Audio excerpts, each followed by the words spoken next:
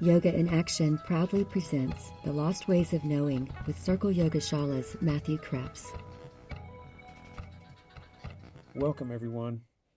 Let's do a summary of last time. So in our discussion of the Tantric universe and the Siddha practice that precedes in it, we noted that following a stage of preparation and purification, the vibe of practice changes to something that we called fettering, immobilizing, binding, sealing off. And this technique of bringing things to stillness we generally called immobilization. And it's a stage in the practices we're discussing. And it's designed to bring immobilization or a stopping specifically to the rhythms of externalization, because those rhythms and those behaviors and those desires cause us to lose essence faster than we make it. Immobilization is a multivalent symbol in the text that we looked at. It's called swooning, if you'll remember. Swooning is very interesting. It has lots of meaning, lots of subtlety, nuance.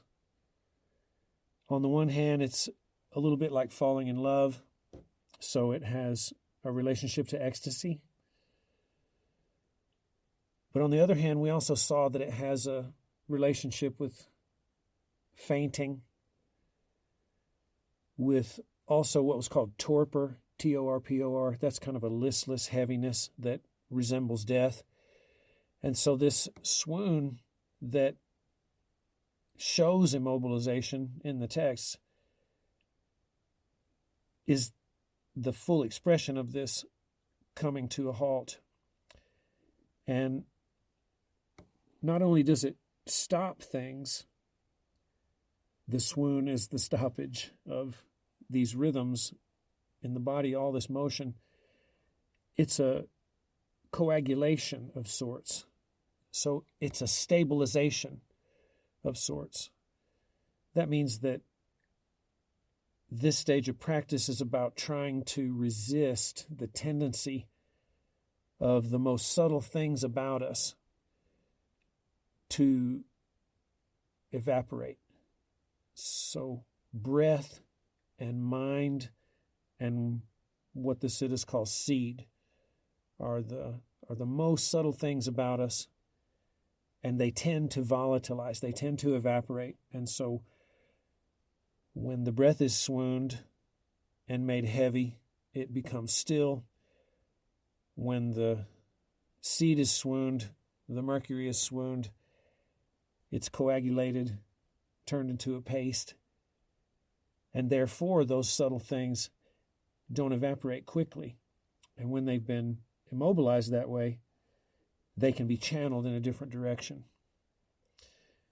Last, we talked about the classic techniques in Hatha and Siddha-based practice for bringing to stillness each of these levels of the human. You have asana for the physical level, pranayama at the level of breath, bandha and mudra at the level of seed, and then mind follows. So all of these techniques, all of these bandhas have in their essence this notion of regulating and stopping and managing fluid flows in the body and also respiratory flows. Last time we also brought it all together, or brought it home, in the sense that we have to remember that breath is essence. Breath is also mind. Breath is also seed. And breath is also metal. And you could reverse those things, those statements I made also. Essence is breath. Mind is breath. Metal is breath. So what happens to the breath happens to all of this subtlety. Well, this episode is about the subtle body in part. It's also about the reversal process, a little bit about what that's like after things are immobilized. The next stage is reversal, or what is called ulta, sadhana. And most everything in the Siddha traditions are, in terms of reversal of the flow, those are patterned on the subtle body. So before we start talking about the complexities of this idea, I think it's a good idea for us to ask ourselves, what do we mean when we say the word body? What do we see? If we had an image, what do we think of? One of the scholars that we've relied heavily on in this study that we've been making of history leading up to modern yoga is James Mallinson. Here's what Mallinson says about our predicament when we begin to talk about the concept of body from the East and the concept of body generally from the West.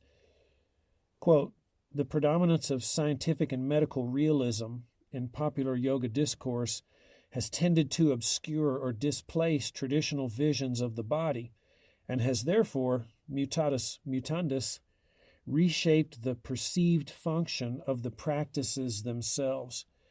And so Bandha and Mudra, which we just mentioned as techniques that are designed in Hatha to regulate flow and bring to stillness, those are examples in the modern world of what he's talking about here, where the traditional vision of the body has been displaced by the Western anatomical vision of the body. There's a lot of discussion around Bandha, especially is discussion about fascia and discussion about subtle muscle contraction and discussion about the structure and discussion about how Bandha might integrate, right? Even advanced movements, how it might be necessary and so on. The practices, as I have come across them in the ways that they're taught in the culture at large, generally doesn't characterize them as things to employ in a context of fluid dynamics and in a context of breath dynamics like pneumatics. I've seen it strongly, make a word up, anatomicalized, right, in that way. So when we say body, we have to be careful that that anatomical Western body is not the first body that we see. As we go on through this material, you'll also notice that there's not a definitive vision of the yogic body. What we see is that there are elements of what has come down to us that seem to appear in different traditions over different periods of time in history, and that everybody's is engaged in the idea that there's something like a subtle body, but they're not all in agreement about how complex it is or what it looks like or so on and so forth. So there's considerable diversity here. What happens in this episode is that I have focused on the common or robust similarities in several of these visions. And most of us in the modern world will have heard something about the aspects of the subtle body that I'm going to describe, but maybe not all of them and in this way.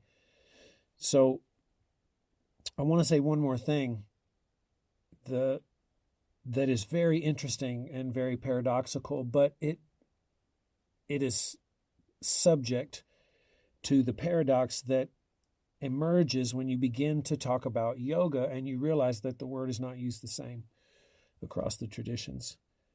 So the subtle body is not only something that we are quote unquote born with. In this sense, we could call the subtle body an endowment. I am endowed with this relationship that the gross body and the causal body have with this mediator of a subtle body. It is something in a way that you can think of as, quote, already having.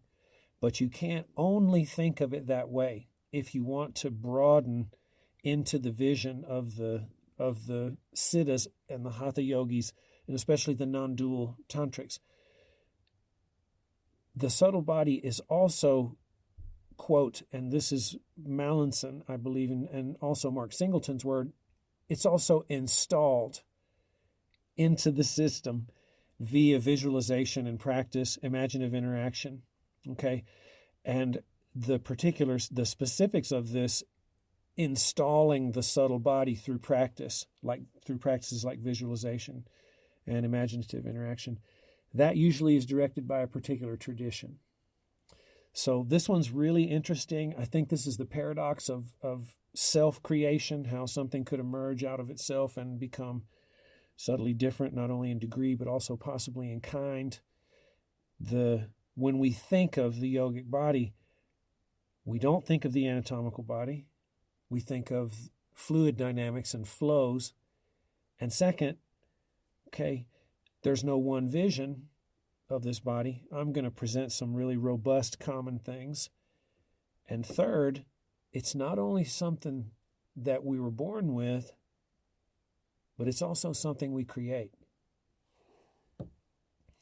Well, Ayurveda is a pretty strong, pretty important teaching here at the Shala, and one of our sources is Vamadeva Shastri, and his American name is David Frawley.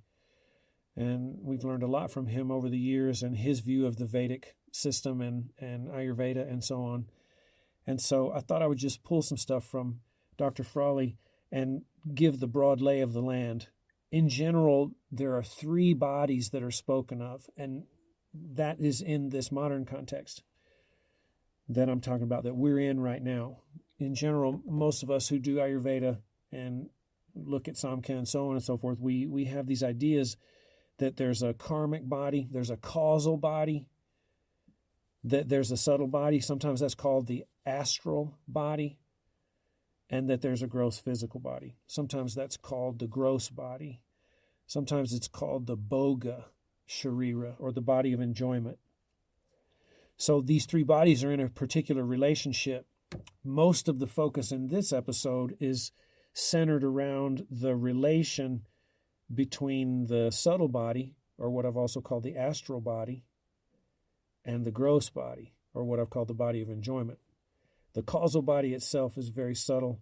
It's not available directly to the senses, and our knowledge of it is mediated in some sense by the subtle body. So we really focus on the 2 of subtle and food body, or enjoyment body. Now we'll start with the gross body.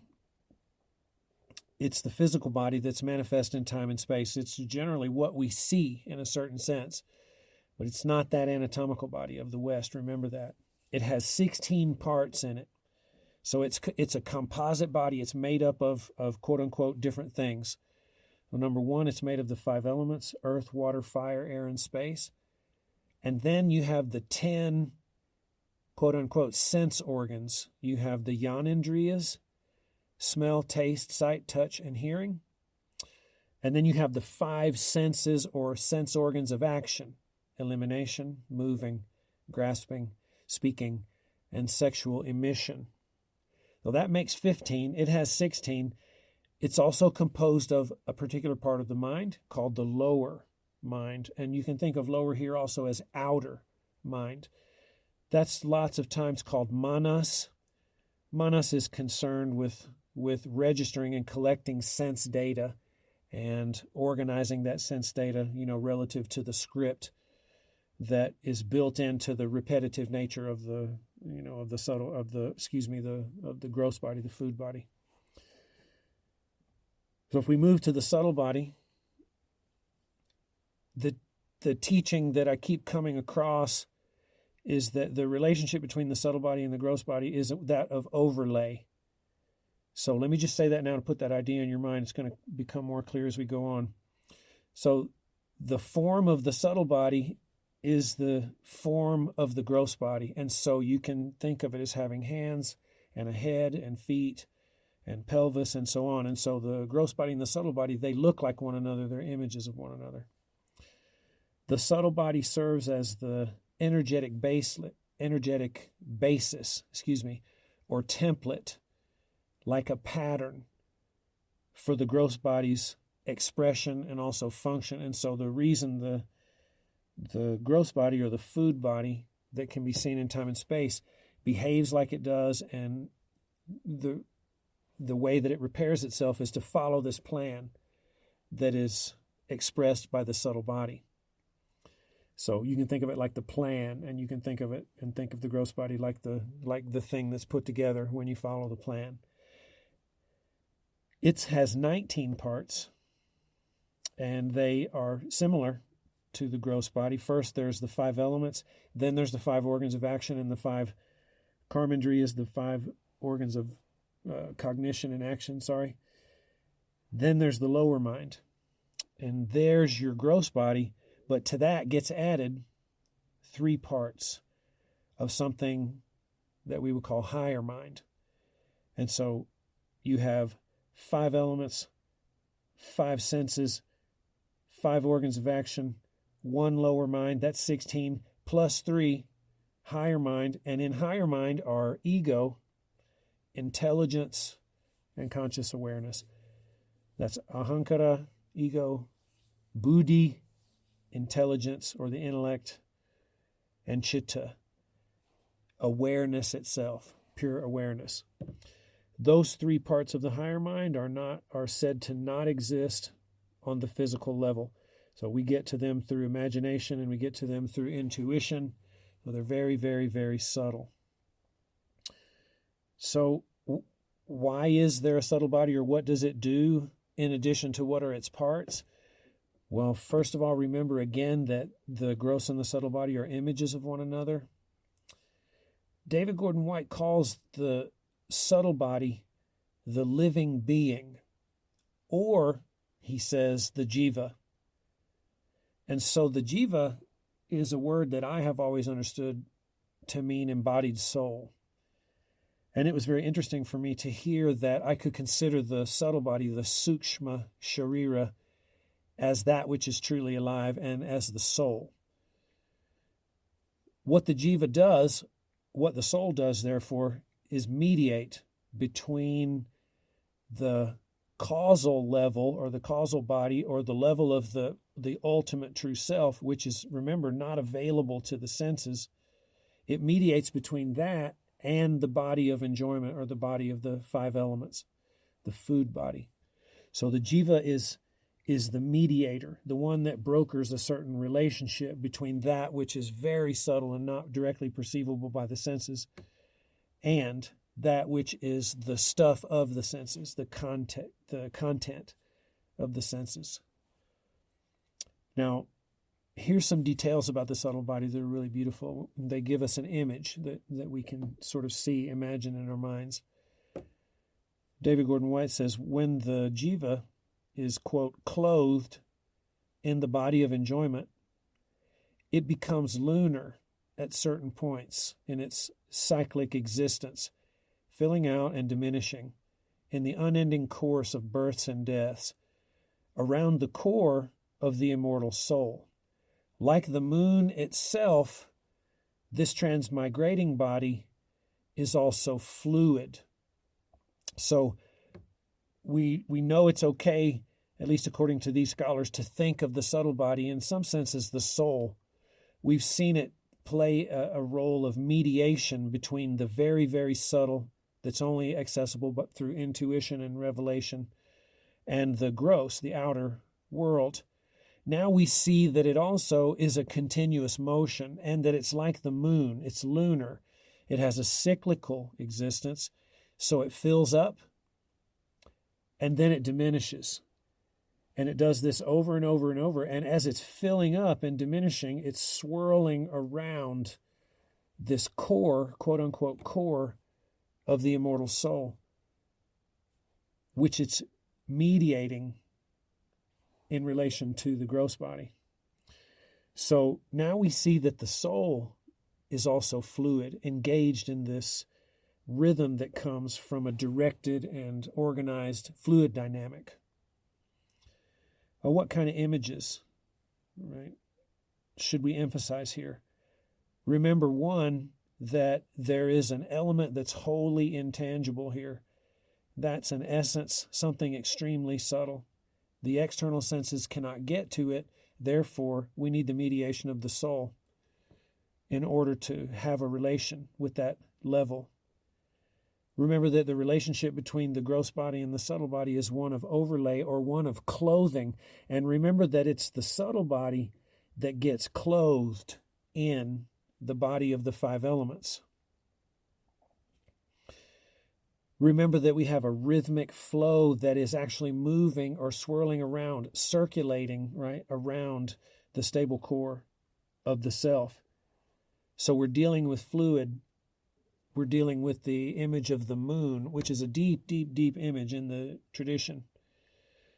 if I say a little bit about that, in the mythic world of the Veda and through the Brahmanas and continuing on through history, the moon is understood to be a drop of reproductive tissue. And that reproductive tissue, or semen, or I just say reproductive tissue, is being diminished as it goes through the waning moon. It gets smaller and smaller and smaller in the sky, and it's losing its juice right in this. And so the soul does that too. It starts off kind of full, if you look at it in a certain point of the cycle, and then it loses that. And then there comes the new moon, and the new moon is the moon disappeared altogether. And then there's a resurrection.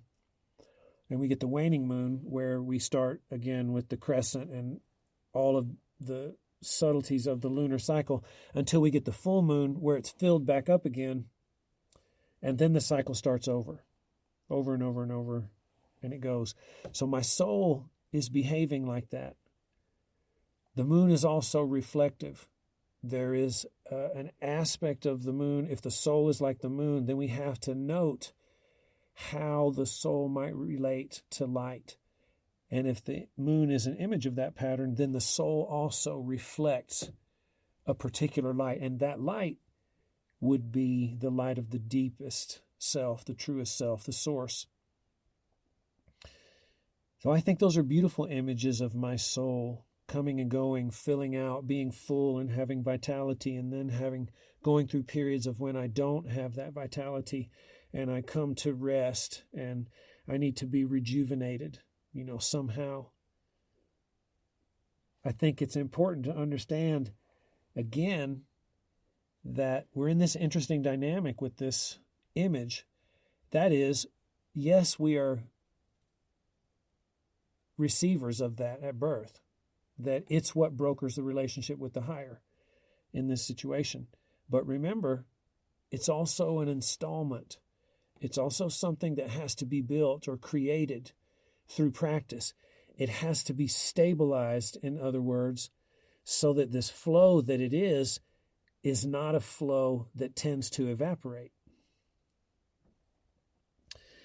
Now, if we look into the Tantric universe in particular, and the Hatha Yoga universe in particular, you get several images of the subtle body that I think are important to know, really, because everything in this series, as you know, is contextualized kind of inside this Vedic sacrifice, this dynamic of fluid and fire and wind, or food and heat that transforms, and breath that keeps feeding the fire. So I want to run through these divisions and give the images that go with the territory, right, of how this body is laid out, knowing in general that it also is an image of our physical body. So the two basic divisions that I've come across are a division that is horizontal. That's a division of the subtle body between upper and lower. And then I have one that is a division between the right and the left along the vertical axis, which is one that I knew about more than the upper and the lower division before doing the reading that I did in history and the study to try to know more about the roots, right, of modern practice. So we have horizontal, that's a division between top and bottom, and we have vertical, and that's a division between the right and the left.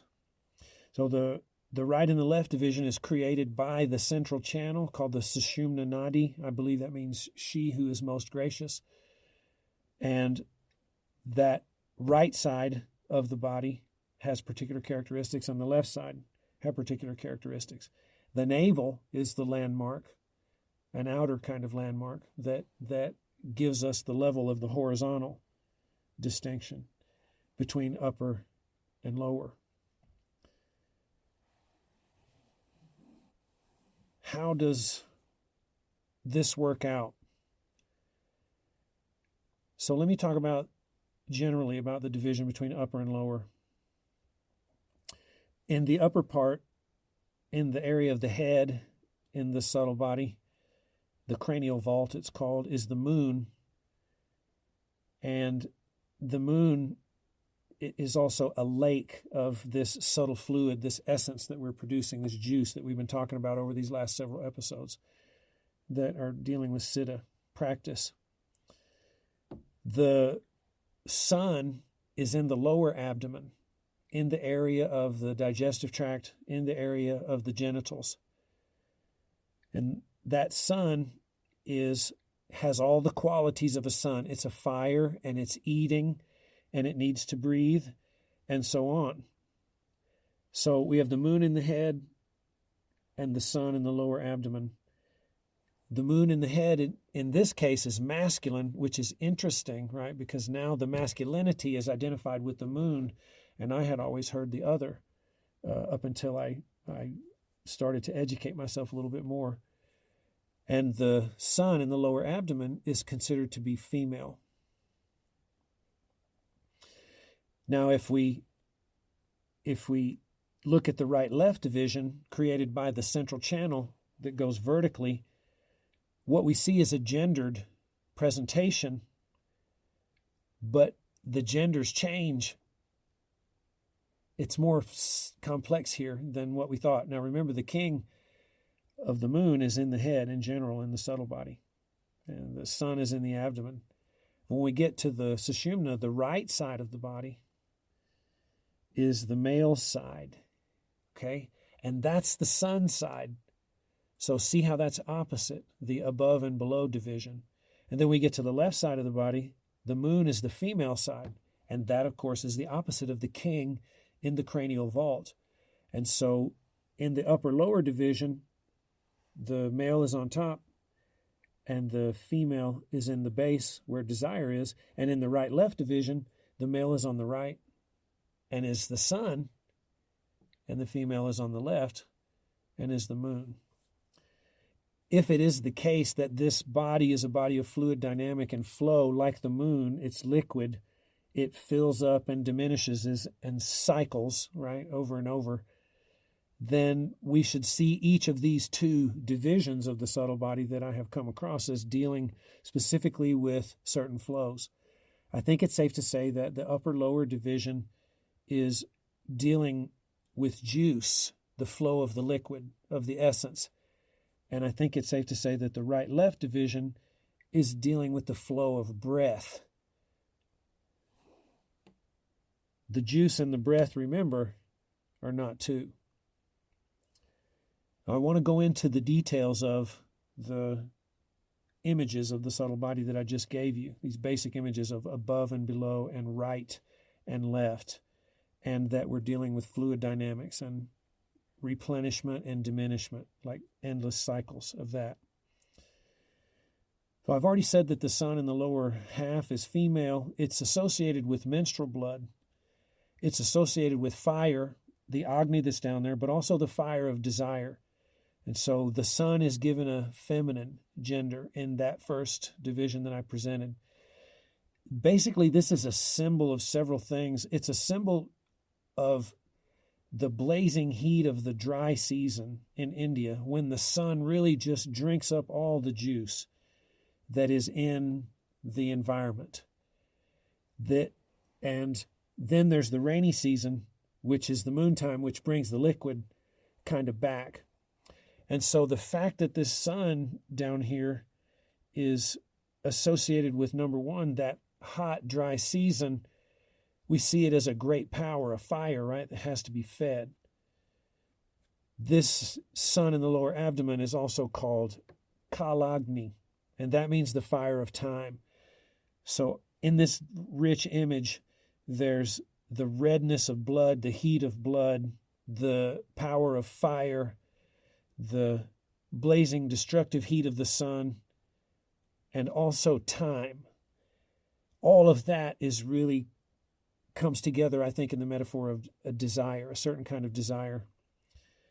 In the parlance of the yoga tradition, these qualities are called pravriti, or the forces of extroversion, and we've spoken about those before in previous episodes, where you see that we're trying to bring to halt the kinds of flows and the kinds of desires associated with those flows that would promote extroversion, that would promote, therefore, evaporation of our subtle substances. And so we're looking to master the basic desires that this sun is representative of. That's the eating desire, that's the sexual desire, that's all those things. because those tend to get out of control and sap us of our juice, and we can't apply the juice for liberation. So really the sun, the fire of time, Kalagni, the sun in the lower abdomen, is also a symbol for ignorance. It's a symbol for externalized action. You might call it the natural attitude. David Gordon White says it's symbolizing the, quote, dispersal of the individual's life into a myriad of worldly concerns, paralleled by the dispersal in the lower body of seed. And so there you see a hunger for worldly things. That's basic desire every day, just as the story goes. And you see a sexual desire. All the techniques of Hatha really are designed to begin to move against that level of desire. Now, if we go to the upper half of that horizontal division, remember that I have said that is the cranial vault, that is the moon and the lake in the head. It's also called the king.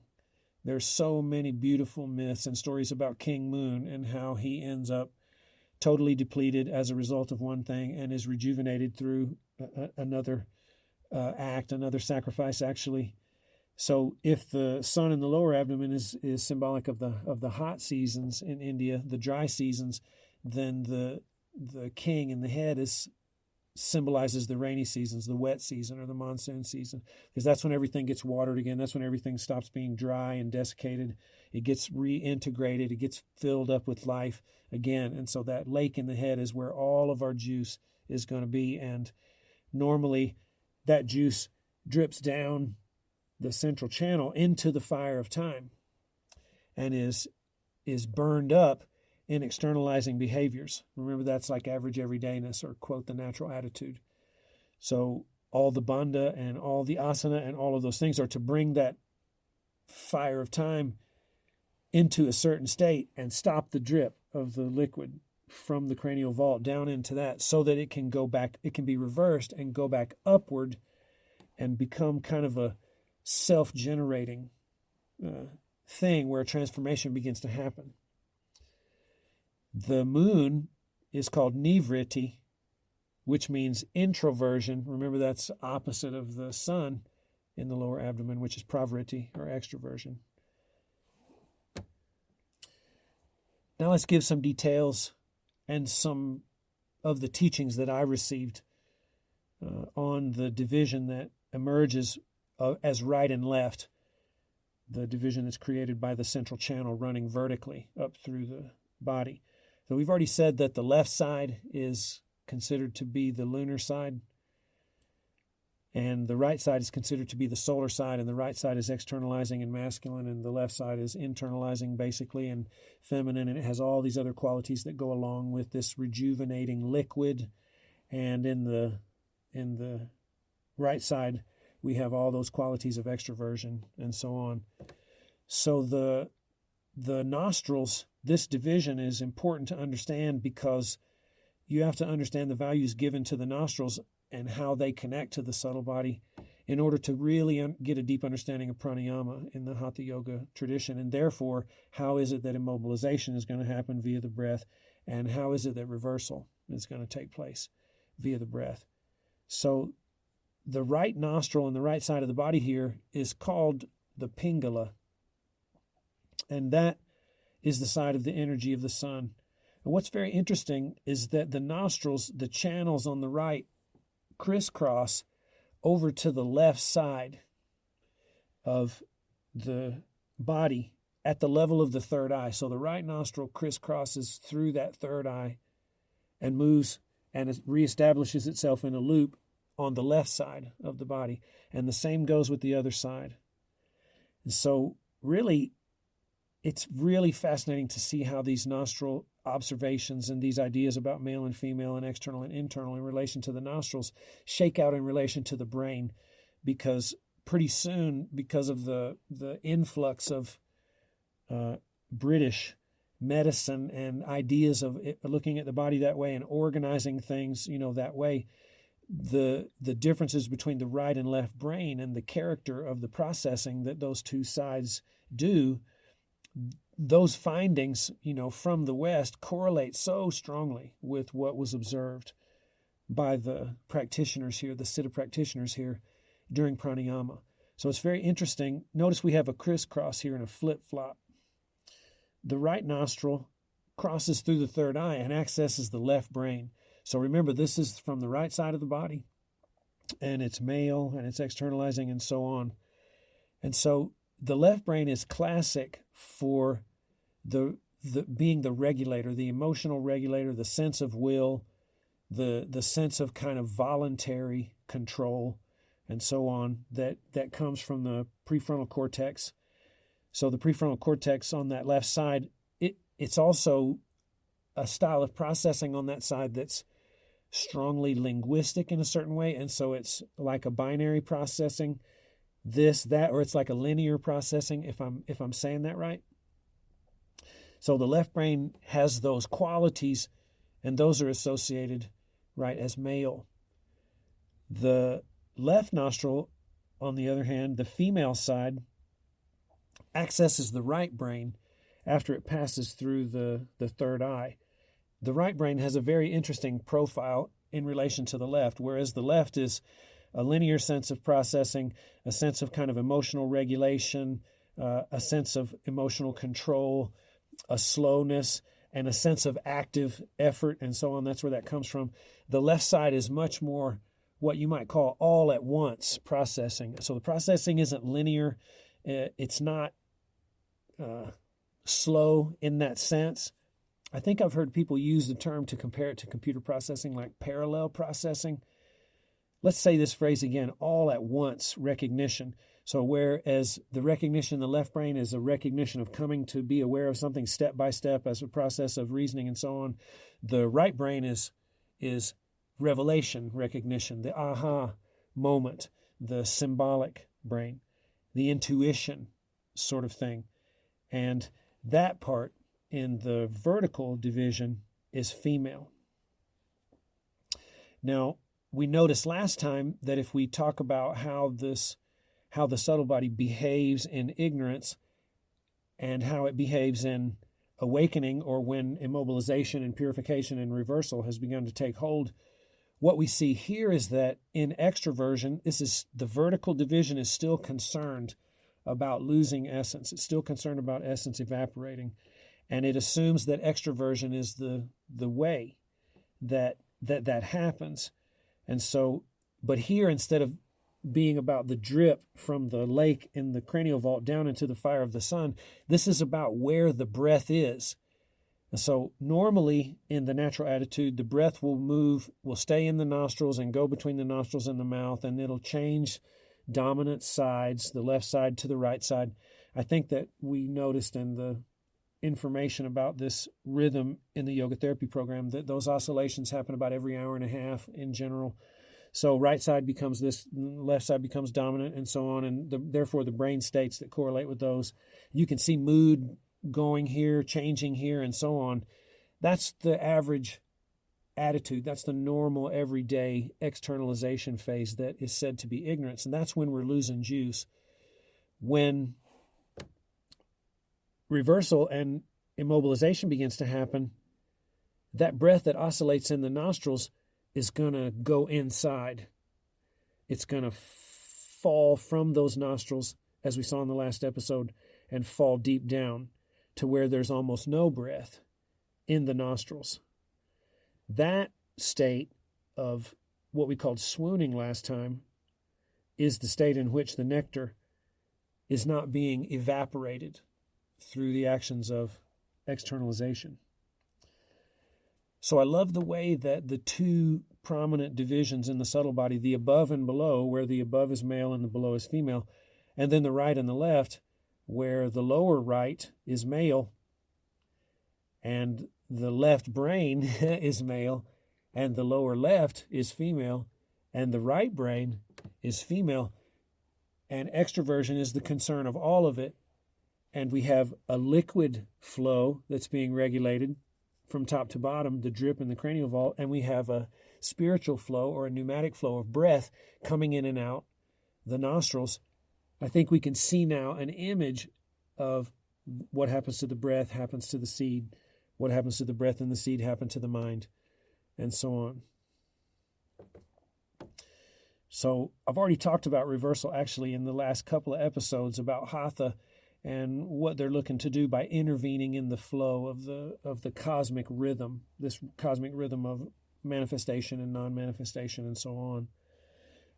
We're now at the point, since things have been immobilized and coagulated at the base, the breath has fallen down to the space in the root chakra, and the mind is beginning to follow suit. It also coagulated and falling down, swooning down to the base. Now things can begin to go up again, up through the central channel into the lake in the cranial vault rather than dripping down. And the breath's going to go, and the mind is going to go, and the seed is going to go. So this traveling of energy upward is something that most of us in the modern world who have been doing yoga a little bit know about, because we've seen models that include the chakras. Now, the chakras are really interesting, and I'm going to set aside a whole episode to talk about the chakras and the kundalini. So right now we talk about reversal. We're just going to talk about them in relation to, well, I'm going to try to do it in relation to the Vedic sacrifice, but also just knowing that giving some specifics to this change of direction of the essence starting to move upward is all we're talking about now. We're really talking about the depth of teaching related to each chakra and so on and so forth. Make sure to come in for the next episode, and that'll happen. So when we start to do asana and pranayama and meditation, and we practice bandha and mudra and so on, if we're doing that practice that descends from the siddhas, then we're moving against the basic desires, the basic automaticity in the human system that produces externalization, okay?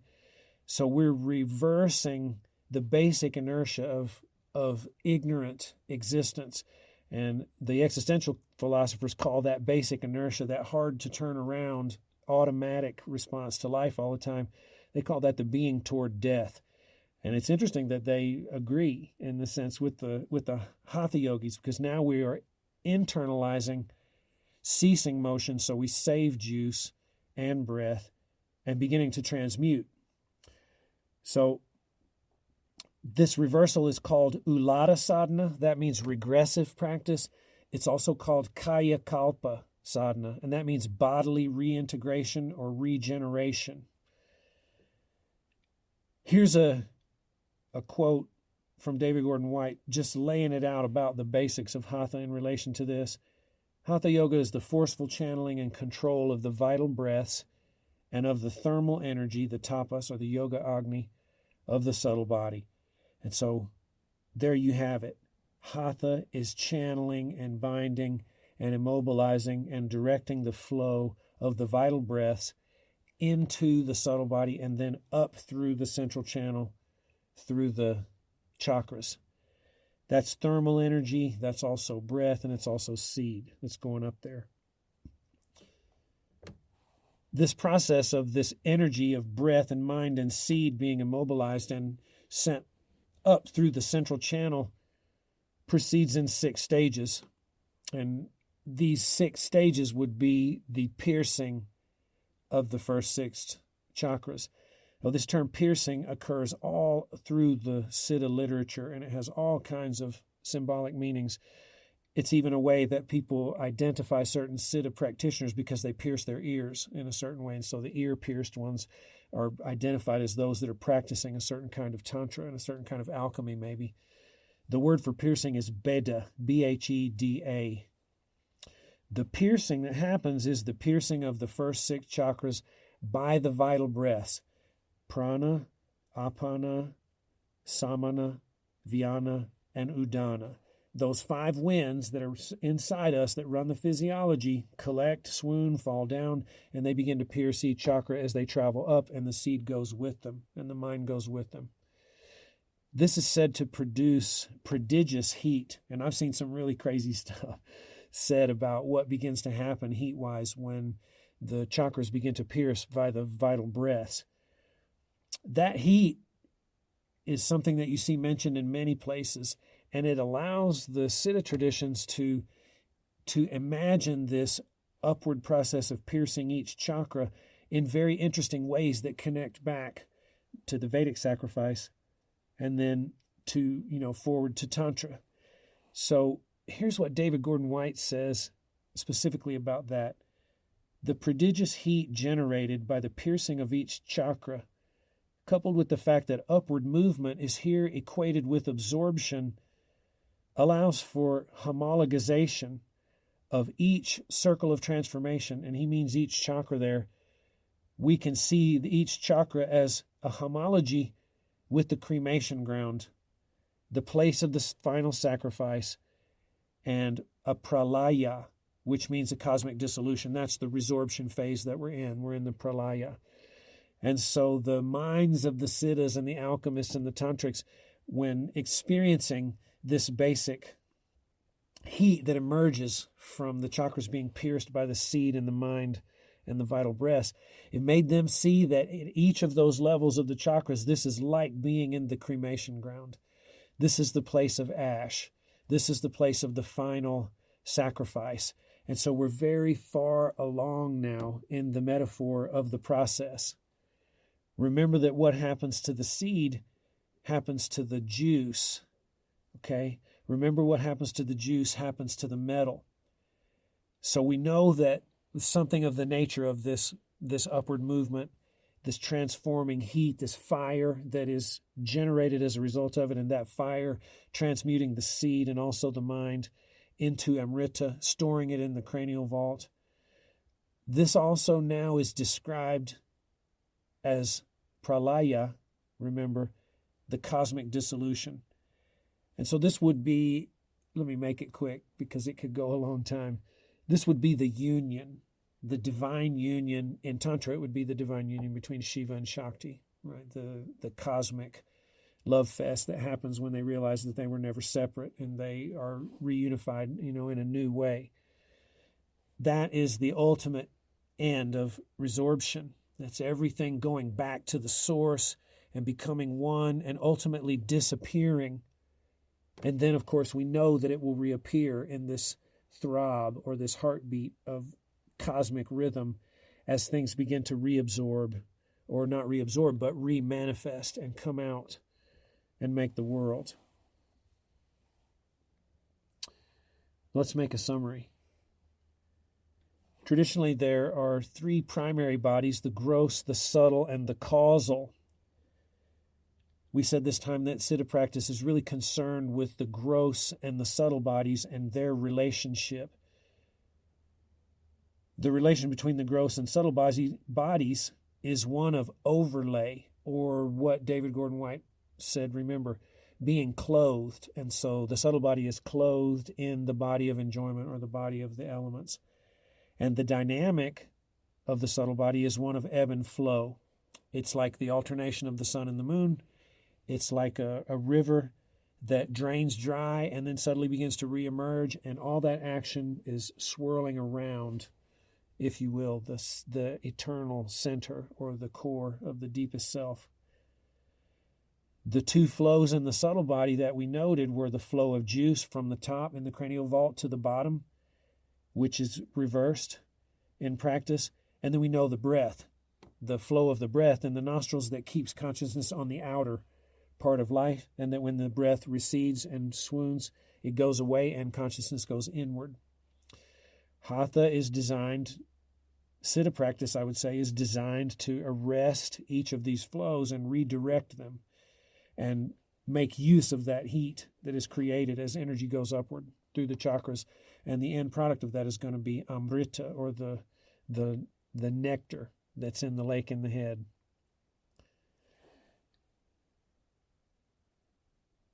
This upward movement is also conceived of as the final dissolution, the absolute absorption of the goddess and the source where she comes from.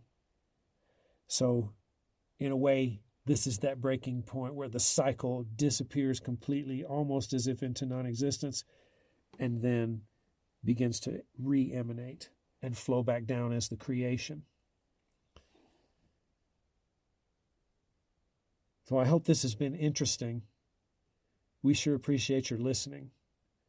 God bless you, and we'll see you next time. Thank you for listening.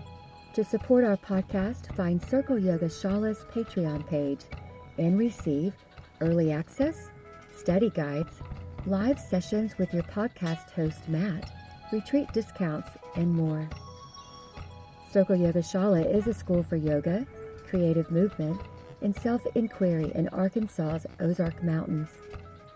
Offerings range from beginner yoga teacher training to an internationally accredited yoga therapy program, as well as Ayurvedic cooking courses for individuals and professionals like chefs, nutritionists, and life coaches.